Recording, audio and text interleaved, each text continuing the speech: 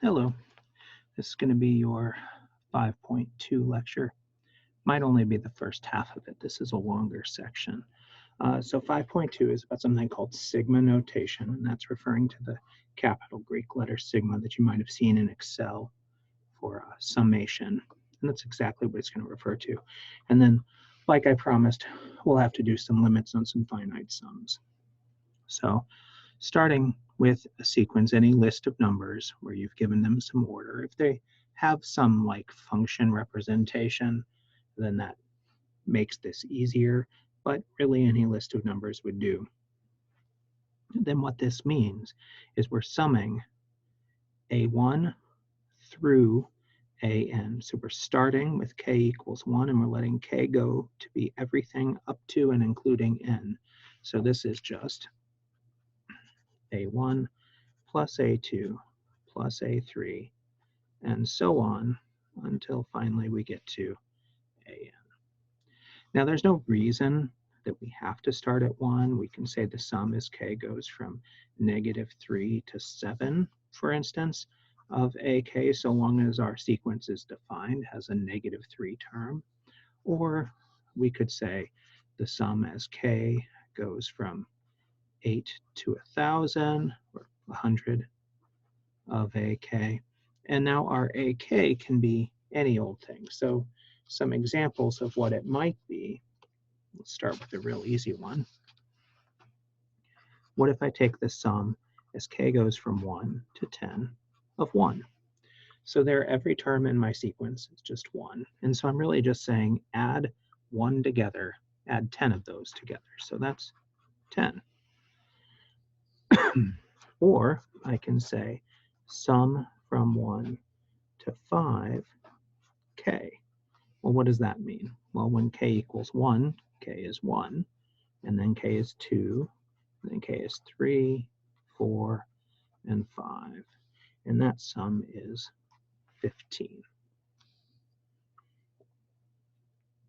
We can get a little more involved.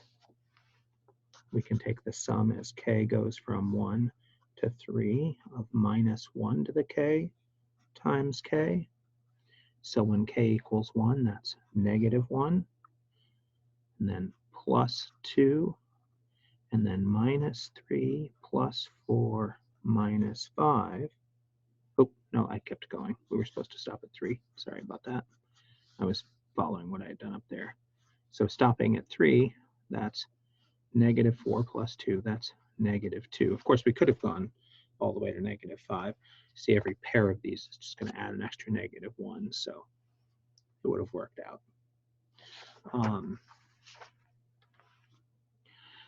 Our expression inside the summation can be as big as we like. K over k plus 1, for instance, or any old thing. So what would that look like? Now, here, notice I limited the number of terms. That's because this would get annoying, right, to actually compute. But when k is 1, that's going to be 1/2. Plus when k is 2, that's going to be, 2/3. And 1/2 plus 2/3 is 7/6. Like I said, we can start our k along down the road somewhere. So the sum as k goes from 4 to 5 of k squared over k minus 1 is equal to, we're only going to have 2 terms, just the 4 and the 5 term. So 4 squared is 16, 4 minus 1 is 3. So when k is 4, that'll be 16/3. And then when k is 5, that'll be 25 over 4. Only because I have it right here in the book next to me, we can get a common denominator and add those up. Now, one of the things we could ask you to do is to start with a sum, 1 plus 3 plus 5 plus 7 plus 9, and write this in sigma notation. Oh, I better leave that there, else I'll lose focus. So the first thing we need to do is figure out how to represent these odd numbers from 1 to 9 as a sequence. And there's a few ways to do it. But if I want to think of this as A1 and A2 and A3, A4 and A5, then I need a function that's going to map 1 to 1 and 2 to 3 and 3 to 5. And so in that case, I'm going to look at AK equals 2K minus 1. Just double check that. 2 times 1 minus 1 is 1. 2 times 5 minus 1 is 9. 2 times 3 is 6 minus 1 is 5. This works out for all of those. So 2K minus 1. And then that means I'm summing as K goes from 1 to 5.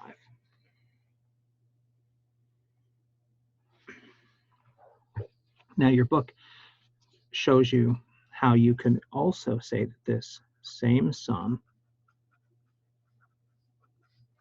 is the sum as K goes from 0 to 4. We've got 5 terms, but in this case, I'm thinking of it, let me give it a different, thinking of it as B0 plus B1 plus B2 plus B3 plus B4. So now I need to think of BK as a function that maps 0 to 1, 1 to 3, 2 to 5, and so on. And so now we're going to use 2K plus 1. So 2K plus 1, 2 times 4 plus 1 is 9, 2 times 0 plus 1 is 1. This works out. And it turns out that these two summations are equal, even though they look different. And in fact, we can do this. We can shift this K all over the place. And this is called reindexing.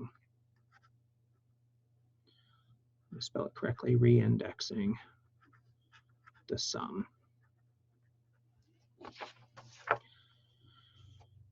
So there's a lot of different ways to represent this just 5-number sum.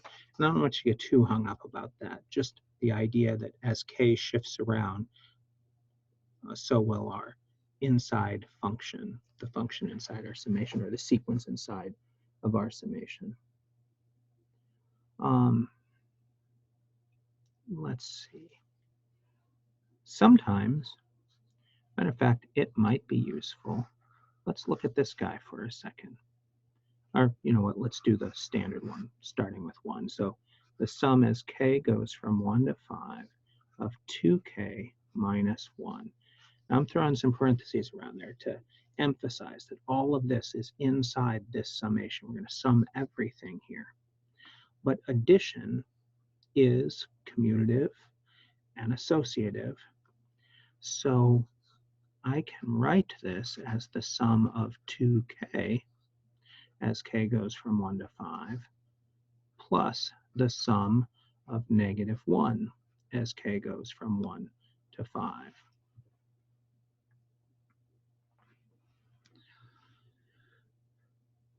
Now, you can see that this is just 5 negative 1s, so that's going to be negative 5.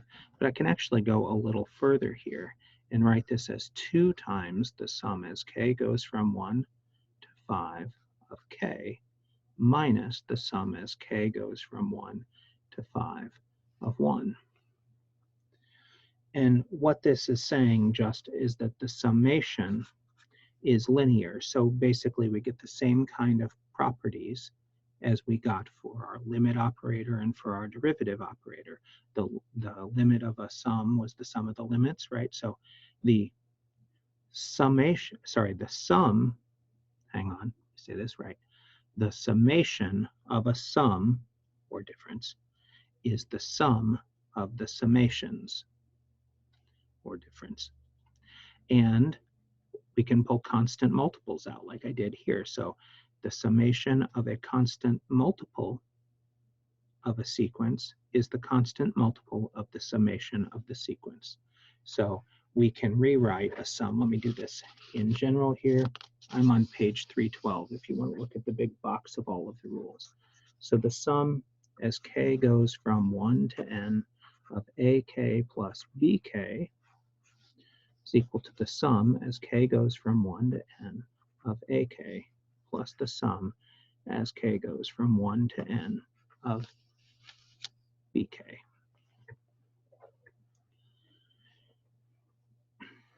So the summation of the sum is the sum of the summations. You can say it that way. We also can do this with a difference, just like I showed you down below, and constant multiple. The sum as k goes from 1 to n of some constant times my sequence is equal to the same constant times the summation of my sequence. And we already saw that the sum as k goes from 1 to n of 1 equals just n. So putting that together with my constant multiple rule, the sum as k goes from 1 to n of c is just c times n.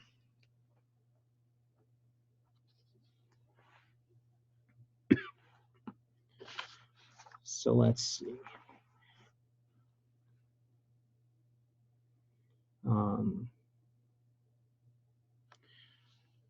I'm going to pull from the examples down below. I'm going to pull an interesting one. How about the sum as k goes from 1 to n of 1 over n? That one might look kind of scary at first, but then you realize this doesn't depend on k at all, so it's actually a constant. So this is 1 over n times the sum as k goes from 1 to n of 1. And that's 1 over n times n, which is just 1.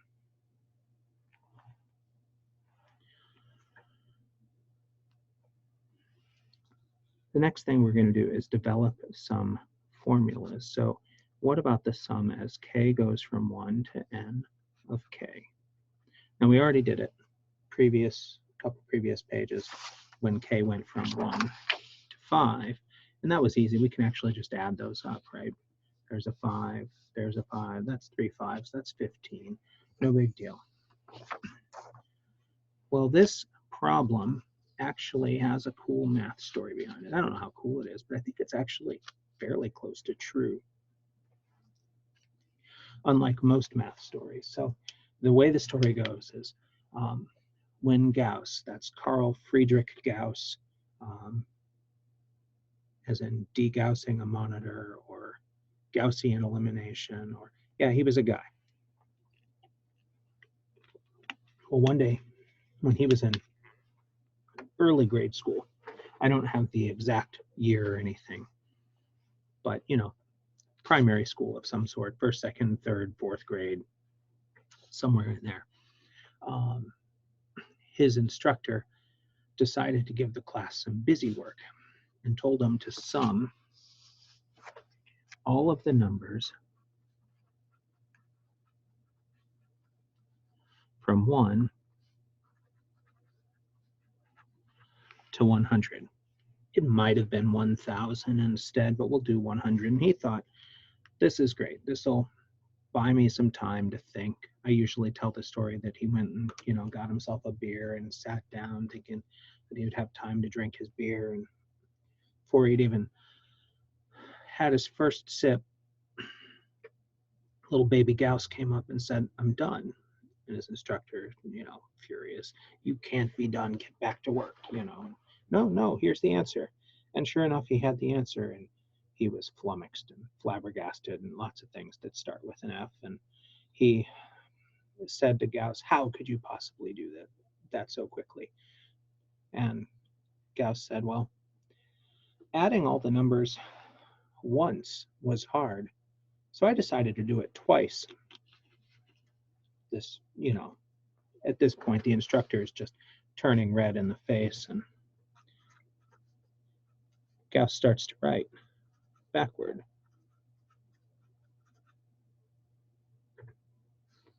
I skipped 98. Then plus 2, plus 1. He said, each of these is 101.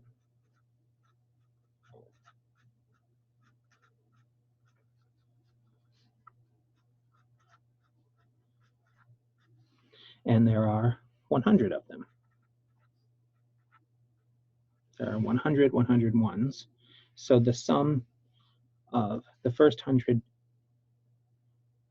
integers or positive integers twice, so 2 times our sum, equals 100 times 101. So the sum equals 100 times 101 over 2. And if we write that in the language of sigma, we can say the sum, as k goes from 1 to 100 of k, is equal to k, sorry, that's wrong, 100 times 101 over 2, which is 5,050, I think.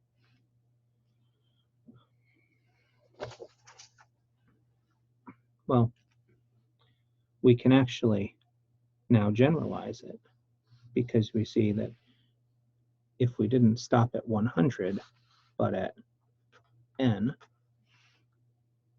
then all of these would be n plus 1, and we'd have n plus 1s, but we'd need to divide those by 2, so the sum as k goes from 1 to n of k is n times n plus 1 over 2.